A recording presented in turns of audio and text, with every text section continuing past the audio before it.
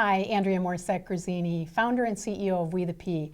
Happy to be speaking today with Michelle Benegas, a PhD student in her last year of studies and also developing a consulting practice around her work in languages and civic engagement. She's got a fascinating story about how she stumbled into this work, and we're excited to hear more about that and where she's headed with it.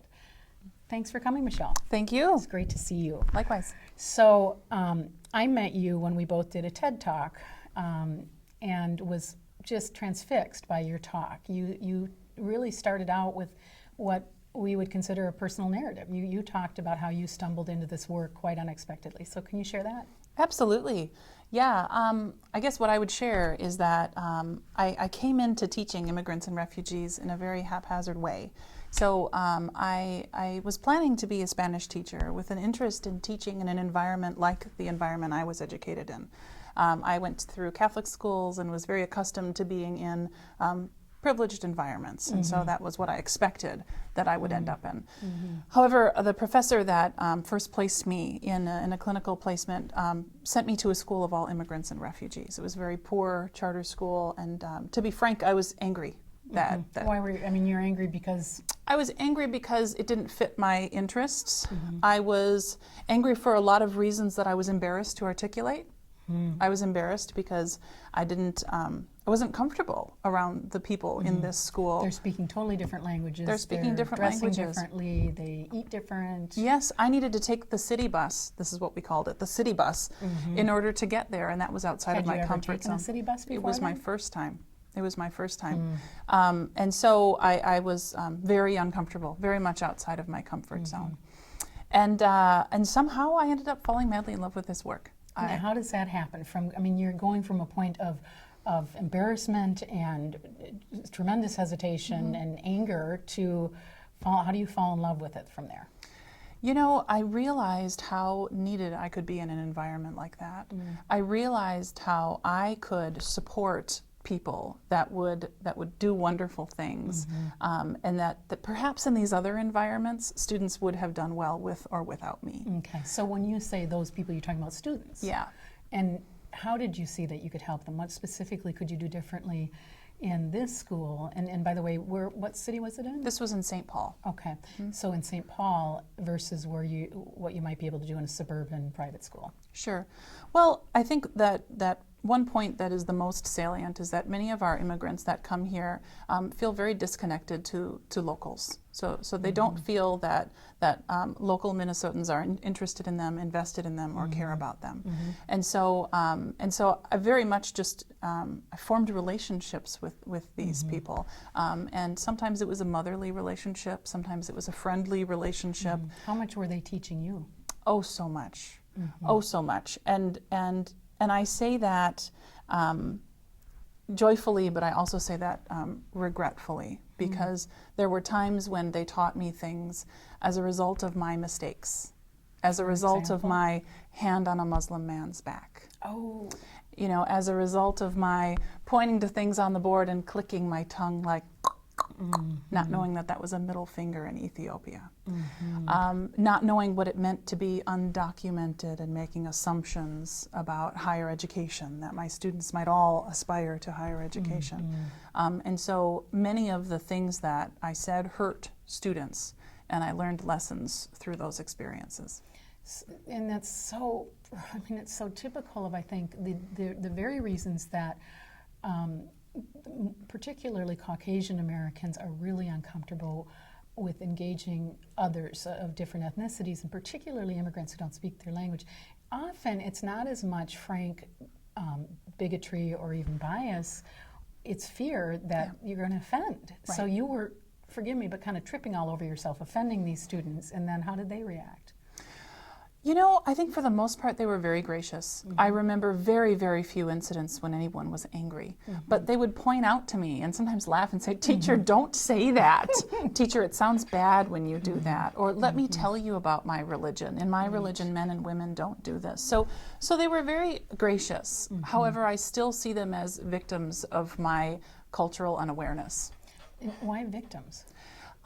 Because I I know that the experiences that they had with me were just one of many experiences that they had in their surroundings. Okay. And these experiences were that of lack of respect, for example, to call someone over, many Spanish speakers and many Africans as well, if you were to call someone like this, this is also insulting, right? And I did that, and others would do things like this. And so I think I was just one of many people that were not seeing them for who they were.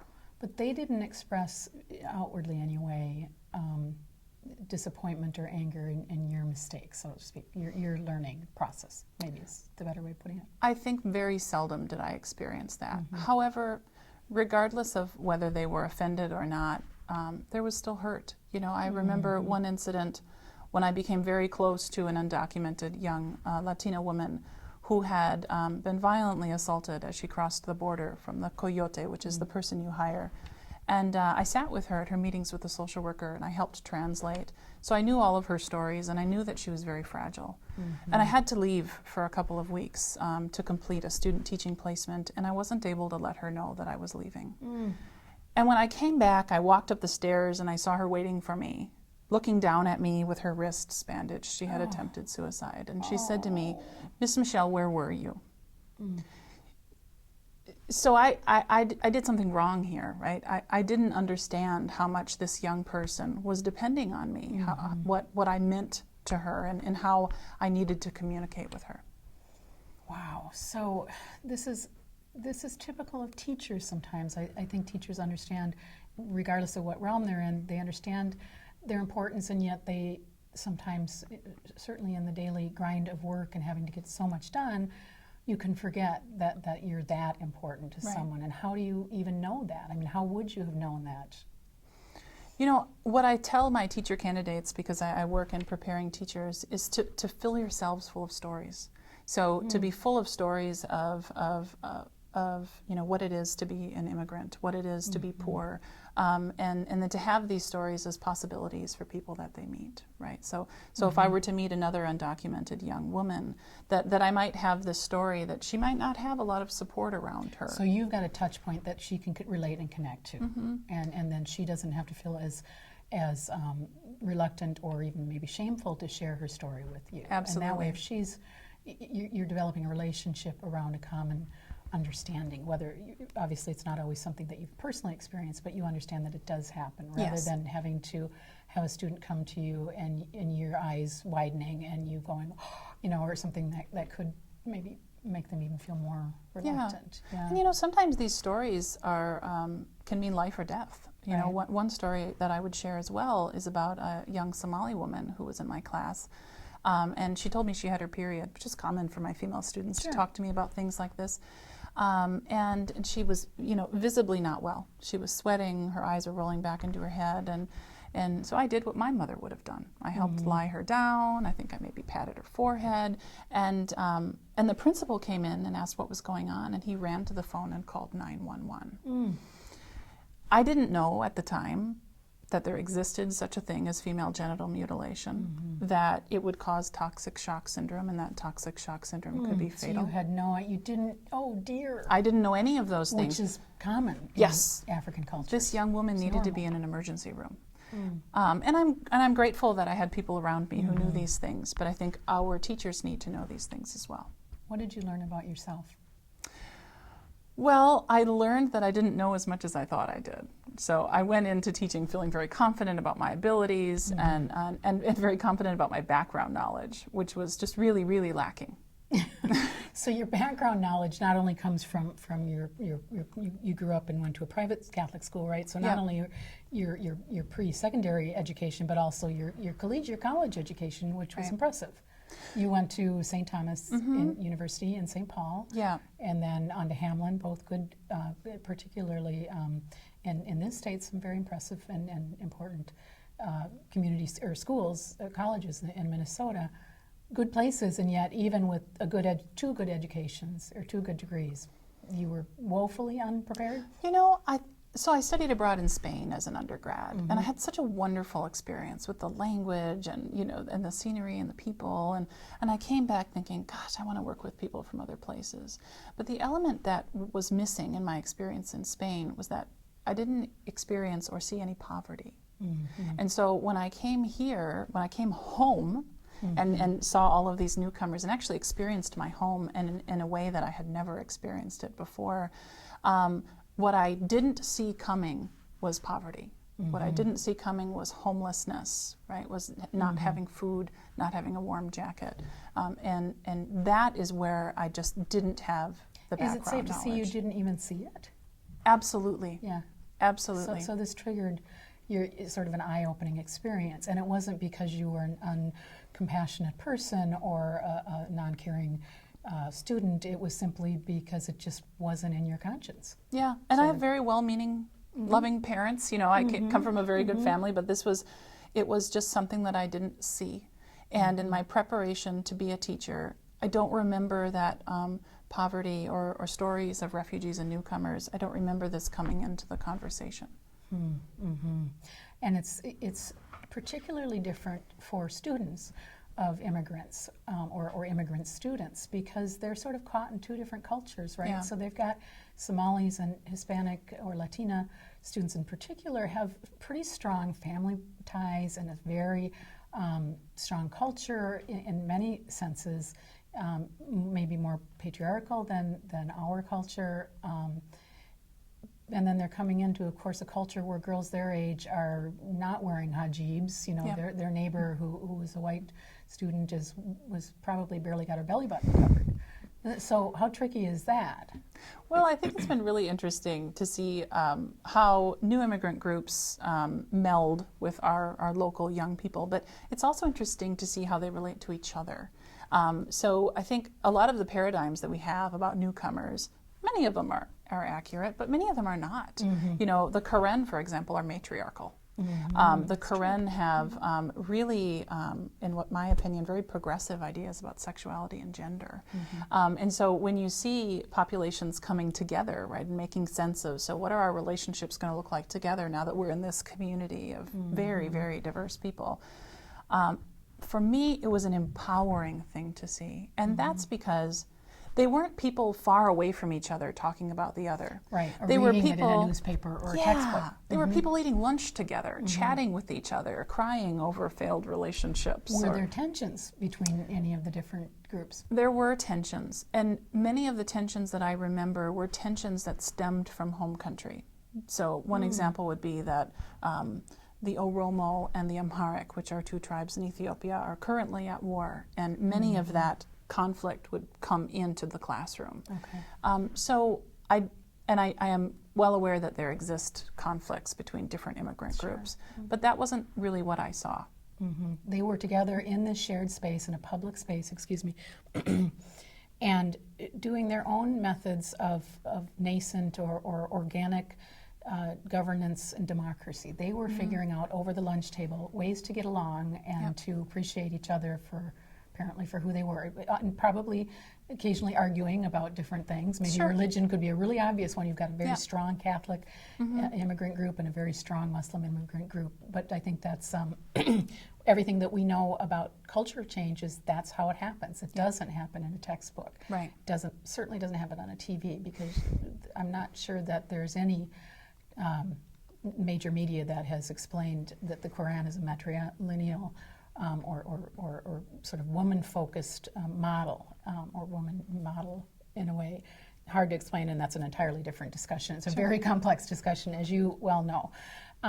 What I'm hearing you say, and particularly when you said that you had so much to learn, and that you're learning it with and from these students, it sounds a lot like citizen professionalism, which is a term and sort of a theory used by a colleague of mine by the name of Bill Doherty. And really what it gets at is a professional who goes into their work and learns and has different skills and continues to practice those, but also takes a part of themselves both into their work and then takes a part of their work into the community beyond their work. And that sort of sounds like where you're at. Yeah, absolutely. You know, life took over when it came to my career. I intended to stay in this all-immigrant and refugee high school forever. I planned to never leave. And then I gave birth to premature twins. And my neonatologist said that I was not going to be returning to work anytime soon because my babies were so fragile, and one of them had some medical needs. And so I found myself up late one night saying, what am I going to do? You know, I love teaching. This felt like my calling. This is something that I was good at, something I was successful Now you had a vision at. already. Absolutely. You'd already developed the grand plan. Yeah, so there was some loss there, right? But then there was also this plan to do something different. So I remember I stayed up all night one night. I sent my resume out to a lot of different colleges, and one local college, Metropolitan State, offered me a job. And since then I've been teaching at different colleges, and really what drives my research and what drives my work at this point is getting to how to solve this problem in teacher preparation. Is how can we better prepare teachers so that they don't commit the cultural crimes that I committed. How much of that can happen, and I presume a lot of it needs to happen in the classroom, and yet how much of it needs to happen for you and teachers in your real life and in just your daily activities? That's a great question. What we know from research is that conversations about culture and conversations about power in the classroom seldom transfer into good pedagogy when they go into teaching. So we know that these conversations need to continue into student teaching, into induction, which is what we call the first 1 to 3 years in teaching. And so certainly it's not a conversation that we can just house in teacher preparation. It's a conversation that needs to go beyond. And we see the effects of the environments that our teacher candidates come from. Many of them sit down and say, gosh, I realize I'm hearing bigoted comments from my father, from my boyfriend, from my relatives. It's all coming to my awareness right now, and it's hard. So we work through that. And that is an opportunity for citizen professionalism to take back what you're learning in the classroom or in your profession, and then into your personal life, and even into maybe initiatives in your community around how to overcome some of this bigotry beyond the education systems, which are, of course, critical. So share with me sort of a bit of I think I've got your bigger picture, and I just want to add that I love the way that you triangulated your passion, your new passion for working with in community with immigrant groups, and also your purpose, which is education. Clearly that's something that you've got great skills in, but then your predicament. I had the very same predicament. I had a sick child, and suddenly you've got to mix it up. But you were able to keep the threads of your passion and your purpose in that, which is really neat. So give us a little bit of a highlight of where you're headed right now. Sure. Well, I've been thrilled to do some advocacy work for our English learners and for teachers. One area of advocacy work where I've been particularly active is in teacher licensure. There was a new test that came out called the Minnesota Teacher Licensure Exam, and our teacher candidates of color and our teacher candidates who are not native English speakers were largely not passing this test. And so what it looked like is that we were creating a new generation of teachers that looked like me. And this was very problematic. So I met with a lot of other people from the University of Minnesota and from institutions across the state, and Senator Patricia Torres Ray was very helpful in working on at least giving a provisional or giving a pass to these people who haven't passed the test, so that they have an additional year at this point to pass the test while they work out the kinks, because the test is full of quirks at this point. So the student can sort of grow during that year period, and the test itself can improve during Absolutely. that year period. Absolutely. We acknowledge that the test is not fair, and so that there are some things that need to happen in the meantime. So you've got immediate outcome. This didn't need to go to the legislature. It did. I guess I can't say where it happened, if it happened at Minnesota Department of Education or not. Fairly quickly, but it sounds. happened, yeah. The advocacy work started happening in June over a year ago, and by the end of this last academic year, it came out that we were not going to be stopping teacher candidates who couldn't pass this test. Excellent. Yeah, Excellent. and that was really wonderful because it was an effort that went forward from a variety of people. We had professors from St. Cloud State. Mm-hmm. We had people from our local immersion schools that were very concerned that Mandarin immersion was not going to have any teachers. Mm-hmm. So stakeholders from really different environments who were coming together. Speaking of stakeholders, one stakeholder then we have to not forget is us, is white middle class Americans as well. And a complaint that some can have is, I want to be a teacher, and now the pool of competition has really been made it difficult, more difficult for me, or that's their perception. What's your thinking on that? Well, I think that the tides are changing now. I mean, there was a time when it was very, very hard to get a job as a teacher here locally, that many of our teachers were leaving the state because there were no jobs here. And that isn't the case so much any longer. You know, it depends on the discipline that you go into. But I think on the whole, teachers here locally that are well prepared and invested in important topics like the achievement gap, you know, they're finding jobs. Regardless of their ethnicity. Regardless of their ethnicity, yeah. I mean, that's what I would say from my perspective, yeah. And are teachers themselves, particularly young teachers, understanding the value of having teachers of another race or ethnicity as peers and partners, so to speak? I think that many of our schools really desperately want more teacher candidates of color. And so our institutions of teacher preparation are trying to think of creative ways to attract more teacher candidates of color. I know Hamline University is doing a great job of this. Many of our local institutions are really actively recruiting teacher candidates of color. Excellent, excellent.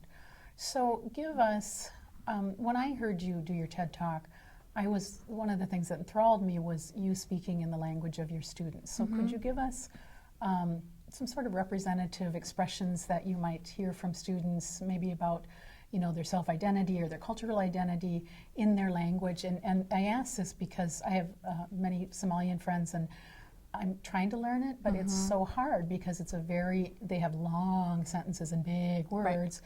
I can't figure it out, but I know you did, and I also think it's really neat to see how those all kind of lay out. Sure. So there's a part of speech that translates really poorly from Spanish to English, and that is unplanned events. And so my Mexican students would say things like, "Teacher, se me olvidó el libro." "Se me olvidó el libro" means, "Teacher, the book forgot me." The book stayed at home.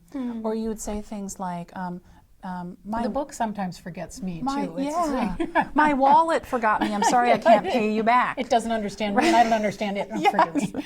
Yes, exactly. So it was almost comical, you know, when I'd have it was this particular group I'm thinking of was Mexican male students, and they were saying, you know, my book stayed home today.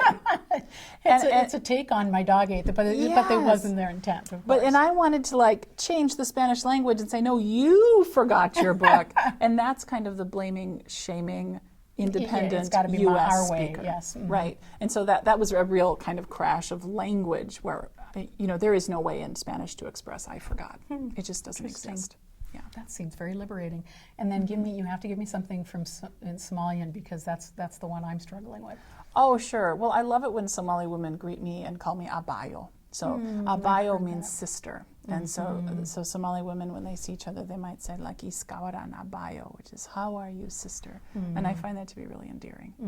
And they are an endearing culture. They're very Absolutely. humorous. They have great senses of humor. We're lucky to have them here. Yeah, absolutely. Well, we're lucky to have you here with us, and really appreciate your story. It's a great story for all of us that grew up in middle class privilege and don't realize how much you can fall in love with these immigrant cultures. It's great stuff. And good luck with educating teachers and all that you do. Thank you so much. You bet. Michelle Benegas, great story. Thanks so much.